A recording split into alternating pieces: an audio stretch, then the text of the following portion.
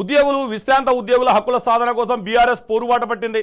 మహబూబాబాద్ జిల్లా కేంద్రంలో బీఆర్ఎస్ ఆధ్వర్యంలో ఉద్యోగుల విశ్రాంత ఉద్యోగుల సమస్యలపై సమరభేరి నిర్వహించారు. ఈ కార్యక్రమంలో బీఆర్ఎస్ రాష్ట్ర నాయకులు ఏనుగుల రాకేష్ రెడ్డి పాల్గొని ప్రభుత్వంపై తీవ్ర స్థాయిలో విమర్శలు చేశారు. ఉద్యోగులు విశ్రాంత ఉద్యోగుల పెండింగ్ బకాయిలు చెల్లించడంతో పాటు ఎన్నికల సమయంలో ఇచ్చిన హామీలను అమలు చేయాలని డిమాండ్ చేశారు. పాత పెన్షన్ విధానం, ఉద్యోగుల ఆరోగ్య పథకం జీవో నెంబర్ 317పై చట్ట సవరణ చేస్తామని కాంగ్రెస్ ప్రభుత్వం హామీ ఇచ్చి విస్మరించిందని ఆరోపించారు. ప్రభుత్వం అధికారంలోకి వచ్చి 3 ఏళ్లు గడుస్తున్న ఉద్యోగులకు పీఆర్సీ ఇవ్వలేదని 6 డిఏలను పెండింగ్లో పెట్టిందని రాకేష్ రెడ్డి విమర్శించారు. విశ్రాంత ఉద్యోగులకు రావాల్సిన ప్రయోజనాలు అందక అనేక ఇబ్బందులు పడుతున్నారని ఆవేదన వ్యక్తం చేశారు. ఈ సమస్యలపై ప్రభుత్వం స్పందించకపోతే బీఆర్ఎస్ ఆధ్వర్యంలో ఆందోళనను మరింత తీవ్రతరం చేస్తామని ప్రభుత్వాన్ని హెచ్చరించారు.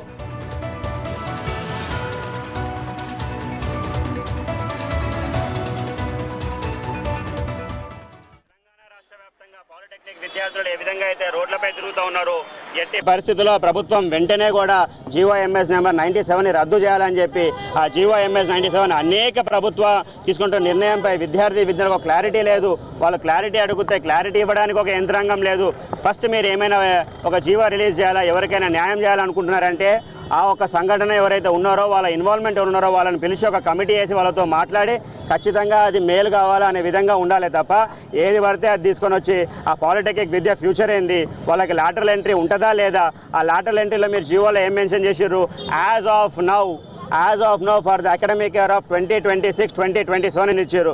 మరి what's the future of academic year of 2028 and 2029 అని ఒక పెద్ద క్వశ్చన్ మార్క్ ఉన్నది. కాబట్టి ఎట్టి పరిస్థితుల్లో కూడా ప్రభుత్వం ఇట్లా కాకుండా ఇంకా ఒక వైవిధ్యంగా ముందుకు వచ్చి ఒక ట్రాన్స్పరెంట్గా ముందుకు వచ్చి ఒప్పుకుంటే ప్రతి ఒక్క విద్యార్థికి కూడా వాళ్ళకి భరోసా కలిగిస్తారు. కాబట్టి ఖచ్చితంగా వాళ్ళకి ఏ ప్రాబ్లం లేకుండా ముందుకు పోయే విధంగా ఉంటుంది.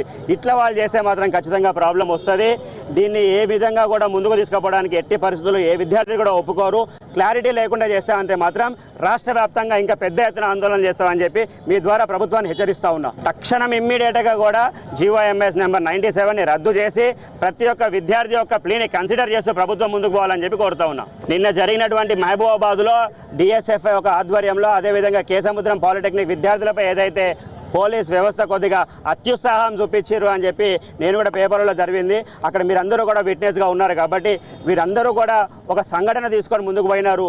మరి వాళ్ళు ఏమైనా కంట్రోల్ చేసే పద్ధతిలో ముందుకు పోయినారో లేకపోతే వీళ్ళు ఏమైనా ఎక్స్ట్రా ప్రెజర్ యూజ్ చేసినారో ఇంటర్నల్ ఎంక్వైరీ నడుస్తుంది. కాబట్టి ఆ ఇంటర్నల్ ఎంక్వైరీ ఎటువంటి భేదాలు లేకుండా పక్షపాతం లేకుండా ట్రాన్స్పరెంట్గా చేసి ఎవరైతే తప్పు చేస్తారో ఖచ్చితంగా వాళ్ళు ఇన్స్పెక్టర్ కానివ్వండి, ఎస్ఐ కానివ్వండి, ఇంకెవరైనా సరే తప్పు చేస్తే ఖచ్చితంగా లీగల్గా ఏం యాక్షన్ తీసుకోవాలో వాళ్ళపై యాక్షన్ తీసుకోవాలని చెప్పి కోరుతా ఉన్నాం.